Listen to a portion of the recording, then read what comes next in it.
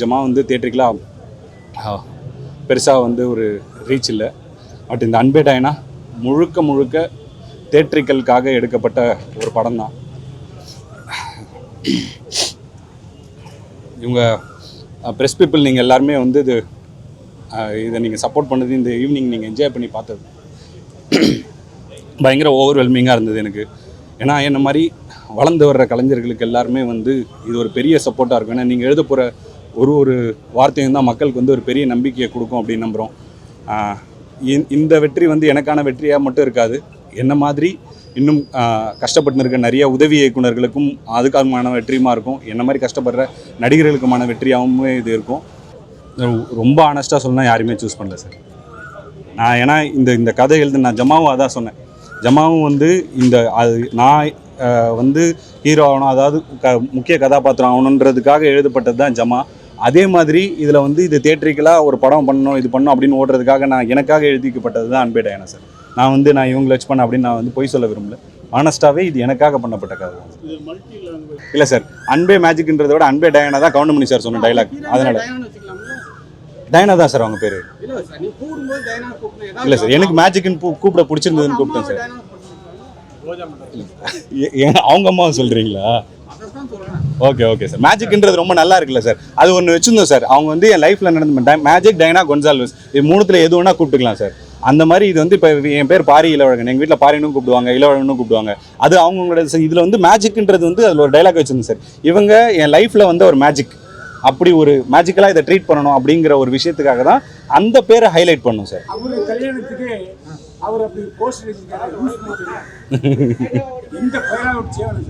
யார் கல்யாணத்துக்கு? அது கல்யாணமே ஆகல இல்லை சார்.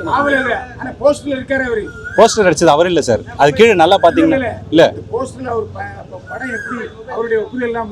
அப்படி இல்லை சார். இன்னைக்கு ஃப்ரெண்ட்ஸ் எல்லாமே பேனர் வைக்கிறவங்க எல்லாம் ஒப்புதலோட வைக்கிறது இல்லை சார். நண்பர்கள் குழு எல்லாருமே சேர்ந்து வச்சிருவாங்க சார். இவர் காசு போடல சார், பக்கத்தில் இருக்கிறவர் காசு போட்டாரு. இல்லை சார், இல்லை சார். அனைவருக்கும் வணக்கம். அன்பே டயானா படக்குழுவின் அன்பான அழைப்பை ஏற்று உங்களுடைய பொன்னான நேரத்தை படம் பார்க்க செலவிட்டதற்கு எங்கள் படக்குழுவின் சார்பாக உங்கள் அனைவருக்கும் மனமார்ந்த நன்றியை தெரிவிச்சுக்கிறேன். ஃபஸ்ட்டு நான் எப்படி இந்த சினிமா இண்டஸ்ட்ரிக்குள்ளே வந்தேன், ஏன் படம் பண்ண வந்தேன் அப்படிங்கிற நோக்கத்தை நான் சொல்லிடுறேன். கல்விக்கு நிகராக வந்து நான் சினிமாவை பார்க்குறேன். ஏன்னா ரெண்டுமே சமூக மாற்றத்திற்கான கருவி அப்படின்னு நான் நம்புகிறேன். நான் வந்து ஒரு ஐஏஎஸ் அகாடமி நடத்திட்டு இருக்கேன். எனக்கு வந்து கலெக்டர் ஆகணும், ஐஏஎஸ் ஆகணும்னு மிகப்பெரிய கனவு. ஆனால் தொடர்ந்து என்னால் வந்து அதில் பயணிக்க முடியலை. ஆனால் கூட நம்மளால் முடியாட்டியும் பரவாயில்ல, நம்ம நிறைய பேரை உருவாக்கணும், என்னை மாதிரி சாதிக்கணும்னு துடிக்கிற லட்சியத்தோடு இருக்கக்கூடிய மாணவர்களுக்கு ஒரு தூண்டுதலாக இருக்கணும்னு ஆசைப்பட்டு நான் ஐஏஎஸ் அகாடமி ஸ்டார்ட் பண்ணேன். எப்படி சத்யா ஐஏஎஸ் அகாடமியில் பல்வேறு பின்னணியிலிருந்து வரக்கூடிய மாணவர்களை சிறந்த ஆளுமைகளாக உருவாக்குறதையே நோக்கமாக கொண்டு செயல்பட்டுக்கிட்டு இருக்கோமோ, அதே போல தான் சிறந்த படைப்புகளையும் படைப்பாளிகளையும் உருவாக்கணுங்கிற நோக்கத்தோட நியோ கேசில் கிரியேஷன் தயாரிப்பு நிறுவனம் உருவாக்கப்பட்டிருக்கு. எப்படி மில்லியன் டாலரோட சேர்ந்து நியோ கேசில் கிரியேஷன் அப்படின்னு பார்த்தீங்கன்னா, என்னோட நோக்கமும் மில்லியன் டாலர் தம்பி யுவராஜோட நோக்கமும் ஒரே மாதிரி இருந்துச்சு. ஸோ நம்மளோட அறிமுகம் ஃபஸ்ட்டு வர்றது படம் வந்து மில்லியன் டாலரோட சேர்ந்து பண்ணினா நல்லா இருக்கும் அப்படின்னு நினச்சி தம்பிக்கிட்ட பேசினேன். ஸோ அப்படி தான் நான் மில்லியன் டாலரோட சேர்ந்து நாங்கள் படம் பண்ணோம். தம்பி யுவராஜை எனக்கு அறிமுகப்படுத்தினது வந்து டைரக்டர் இரா சரவணன் சார் தான். அடுத்து அன்பே டயானா படத்தை பற்றி சொல்லணும்னா, இது குடும்பமாக சேர்ந்து பார்த்து ரசிக்கக்கூடிய படமாக இருக்கும் கண்டிப்பாக. அதே சமயத்தில் வெறும் பொழுதுபோக்கு படமாக மட்டும் இல்லாமல் ஒரு சிறந்த கருத்தை சமூகத்திற்கு டைரக்டர் பாரி வந்து ரொம்ப அழகாக சொல்லியிருக்காப்புல, வெளிப்படையாக இல்லாமல் அதே சமயத்தில் எல்லாருக்கும் போய் சேர்ற மாதிரி கருத்தை அதில் சொல்லியிருக்காப்புல. இந்த படத்தில் ஒவ்வொரு கேரக்டருமே, ஹீரோயின் ரம்யாவாக இருக்கட்டும், கோபியாக இருக்கட்டும், சேத்தன் சார், ரோஜா மேம், எல்லாருமே கேரக்டராகவே வாழ்ந்துருக்காங்க. ஸோ வந்து இது மாதிரி தொடர்ந்து நல்ல சிறந்த படங்களை வந்து நியோ கேசில் கிரியேஷன் கொடுத்துக்கிட்டே இருக்கும். அதுக்கு உங்கள் எல்லாரோடைய ஆதரவும் எப்போவும் இருக்கணும்னு கேட்டுக்கிறேன். நன்றி. அவங்க பேசிட்டு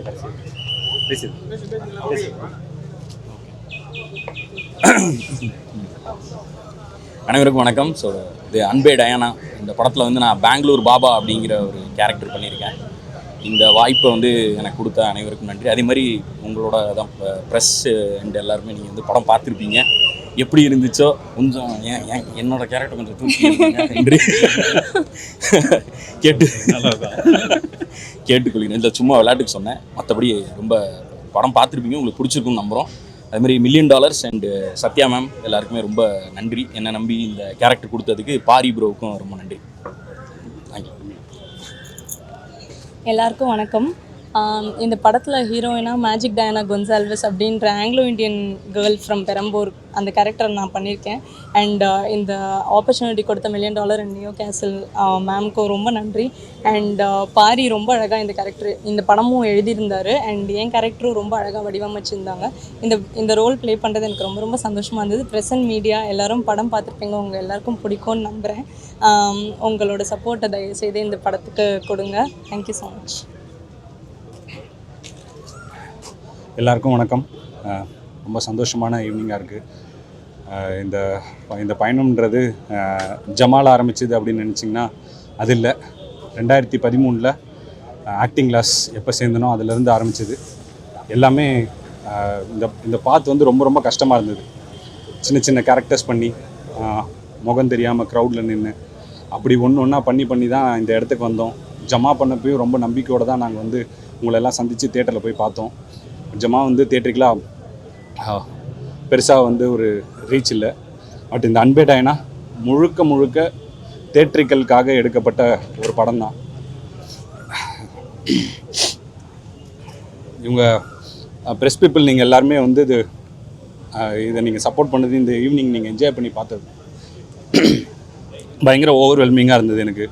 ஏன்னா என்ன மாதிரி வளர்ந்து வர்ற கலைஞர்களுக்கு எல்லாருமே வந்து இது ஒரு பெரிய சப்போர்ட்டாக இருக்கும். ஏன்னா நீங்கள் எழுத போகிற ஒரு வார்த்தையும் தான் மக்களுக்கு வந்து ஒரு பெரிய நம்பிக்கையை கொடுக்கும் அப்படின்னு நம்புகிறோம்.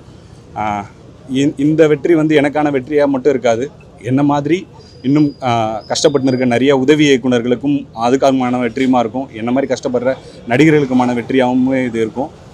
கண்டிப்பாக இந்த படத்தை மக்கள்கிட்ட போய் நல்லபடியாக கொண்டு போய் சேருங்க. உங்கள் எல்லாருக்கும் படம் பிடிச்சிருக்கு அப்படின்றத வந்து நீங்கள் சொன்ன வார்த்தைகள்லேருந்தே எங்களால் எடுத்துக்க முடியுது. கண்டிப்பாக இந்த படத்தை உங்களால் எவ்வளோக்கு எவ்வளோ சப்போர்ட் பண்ண முடியுமோ நீங்கள் சப்போர்ட் பண்ணி கொடுக்கணும். தேங்க்யூ.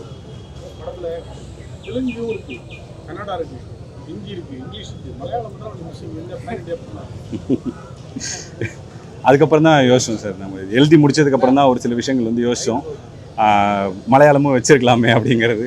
பட் அடுத்து எதனா ஒன்று மலையாளத்துக்கு ஸ்பெஷலாக ஒரு படம் பண்ணிடலாம் அப்படின்றது.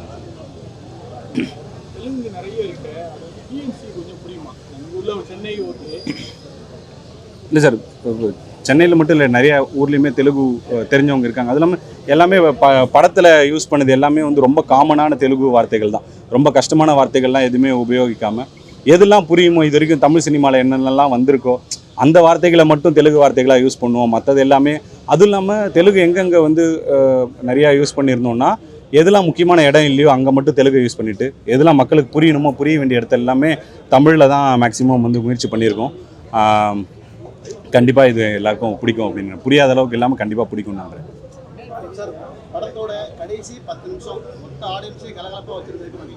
தேங்க்யூ.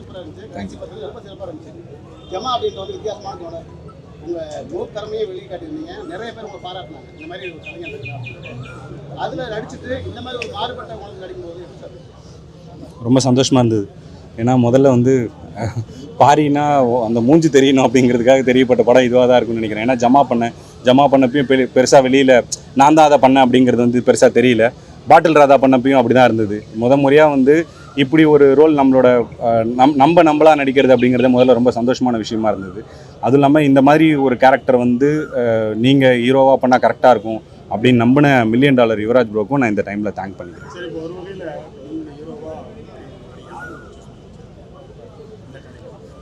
ரொம்ப ஆனஸ்ட்டாக சொல்லணும்னா யாருமே சூஸ் பண்ணல சார்.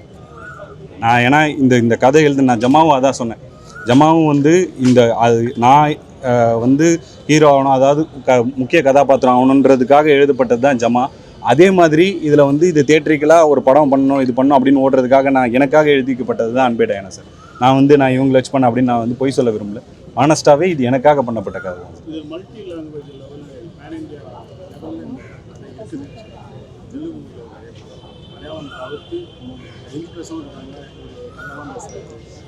அந்த லெவலில் சார் கண்டிப்பாக எல்லா இதுலேயுமே ரிலீஸ் பண்ணுற ஐடியா தான் சார் இருக்குது. ரிலீஸ் ஆகுது படம் கண்டிப்பாக எல்லா ஊர்லேயுமே. இப்போ பெங்களூரில் ரிலீஸ் ஆகுது, அங்கே ஹிந்திலையும் ரிலீஸ் ஆகுது, இங்கேயும் தெலுங்குலேயும் ரிலீஸ் ஆகுது. ஸோ கண்டிப்பாக அந்த மக்களும் பார்த்து கண்டிப்பாக சப்போர்ட் பண்ணுவாங்க அப்படிங்கிறது வந்து நம்புகிறோம். எல்லாரும் கனெக்ட் பண்ணிக்கூடிய ஒரு படமாக தான் இருக்கும். லாங்குவேஜ் பேரியர் இந்த படத்துக்கு மோஸ்ட்டாக இருக்காது. நிறைய பேர் அதுக்கான கொஸ்டின் வச்சாங்க. இப்போ படம் பார்த்தீங்கன்னா அதுக்கான இது வந்து தெளிவாக அவங்களுக்கு வந்து புரிஞ்சிடும். எல்லா இப்போ பேன் சவுத் படம் அப்படின்னு சொல்லலாம் சார். ஸோ சவுத் மக்கள் எல்லாருமே என்ஜாய் பண்ணலாம். மலையாள மக்களுக்கும் தமிழ் நல்லா புரியும் அப்படிங்கிறதுனால அது அவங்களுக்குமே ஒரு கனெக்டடான ஒரு ஃபிலிமாக தான் இருக்கும் சார். படத்துக்கு டைட்டில் டயானா வச்சதுல என்ன காரணம் சார் அவங்களோட முழு பேர் வந்து மேஜிக் டயானா கொன்சால்வோ சார். 3 இதே அது யார் தெரியும்? எல்லா பேரையும் 3 வாட்டி சொல்லியிருந்தா ஸ்க்ரீன் பேல டைம் பத்தாதுன்றதுக்காக மேஜிக் ஸ்டார்ட் ஆச்சு. யார் தெரிஞ்சிருக்கு?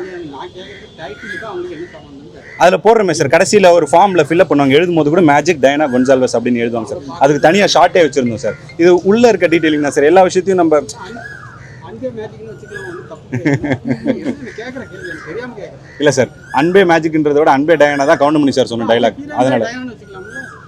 டயானா தான் சார் அவங்க பேர். இல்லை சார், நீ கூடும்போது டயானா கூப்பிடணும். இல்லை சார், எனக்கு மேஜிக்னு கூப்பிட பிடிச்சிருந்ததுன்னு கூப்பிட்டேன் சார். ரோஜா மட்டும் அவங்க அம்மாவை சொல்கிறீங்களா? அதான் சொல்கிறேன். Okay sir. மேஜிக்ன்றது ரொம்ப நல்லா இருக்குல்ல சார். அது ஒன்று வச்சுருந்தோம் சார். அவங்க வந்து என் லைஃப்பில் நடந்த மேஜிக் டயானா கொன்சால்வஸ் இது 3த்துல எது வேணால் கூப்பிட்டுக்கலாம் சார். அந்த மாதிரி இது வந்து இப்போ என் பேர் பாரி இளவழகன், எங்கள் வீட்டில் பாரினும் கூப்பிடுவாங்க, இளவழகனும் கூப்பிடுவாங்க. அது அவங்களோட இதில் வந்து மேஜிக்ன்றது வந்து அதில் ஒரு டைலாக் வச்சுருந்தேன் சார். இவங்க என் லைஃப்பில் வந்து ஒரு மேஜிக், அப்படி ஒரு மேஜிக்கலாக இதை ட்ரீட் பண்ணணும் அப்படிங்கிற ஒரு விஷயத்துக்காக தான் அந்த பேரை ஹைலைட் பண்ணும் சார். இது வந்து டயானாங்கிறது இன்னும் மக்களுக்கு அன்பே மேஜிக் அப்படிங்கிறத விட அன்பே டயானாங்கிறது நம்ம தமிழ் மக்களுக்கு கவுண்டமணி சார் சொல்லும் போது தெரியும் அப்படிங்கிறதுனால அதை கொஞ்சம் வச்சது தான் சார். அது தேங்க்யூ. படத்தில் அதிகமாக கை தட்டுவாங்க சேத்தன் சார். உண்மையிலே நிஜ பார்த்த கேரக்டர் இவர் ரெண்டுமே நீங்கள் நிஜ வாழ்க்கையிலேருந்து பார்த்ததா கட் பண்ணி எடுங்க சார்? நிஜ வாழ்க்கையிலேருந்து எடுத்தது தான் சார். இவர் வந்து என்னோட நண்பர் ஒருத்தர் இருக்கார், அவர் பேருமே பாபா தான். அவரும் பெங்களூர்லேருந்து வந்தவர். அவர் கேரக்டர்லேருந்து இன்ஸ்பயர் ஆகி பண்ணது தான் இந்த கேரக்டர். அந்த பிரிண்டிங் ப்ரெஸ் வச்சுருக்கிறதும் அவர் தான். அந்த பிரிண்டிங் ப்ரெஸ்ஸில் தான் நாங்கள் ஷூட்டே பண்ணோம். ஸோ எல்லாமே அது ரியல் லைஃப்லேருந்து இன்ஸ்பயர் ஆனது தான். சேத்தன் சாருமே கிட்டத்தட்ட அப்படி ரியல் லைஃப்லேருந்து நிறைய அப்பாக்கள் அந்த மாதிரி ஜாலியான அப்பாக்கள் வந்து இருக்காங்க. அப்படி சேத்தன் சார் இன்ஸ்பயர் பண்ணது தான் சார்.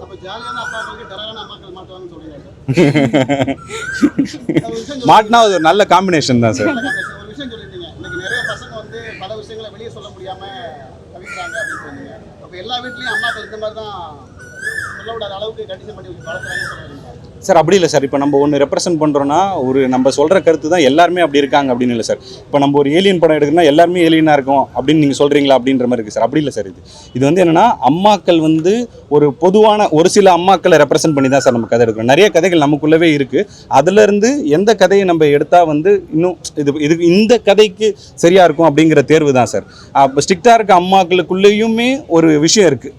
ஏன் அவங்க ஸ்ட்ரிக்டாக இருக்காங்க, அவங்களுக்குள்ள என்ன வழி இருக்குது, அவங்க கோவத்தை வந்து ஏன் அப்படி ஒரு ஷீல்டாக யூஸ் பண்ணிக்கிறாங்க அப்படிங்கிறதையுமே இதில் பேசியிருக்கோம் சார். அந்த ஸ்ட்ரிக்டான அம்மா வந்து இவங்க இப்படி தான் இருக்காங்க அப்படின்னு பண்ணாமல் அவங்களோட சைடையுமே இதில் அனலைஸ் பண்ணியிருக்கோம் சார்.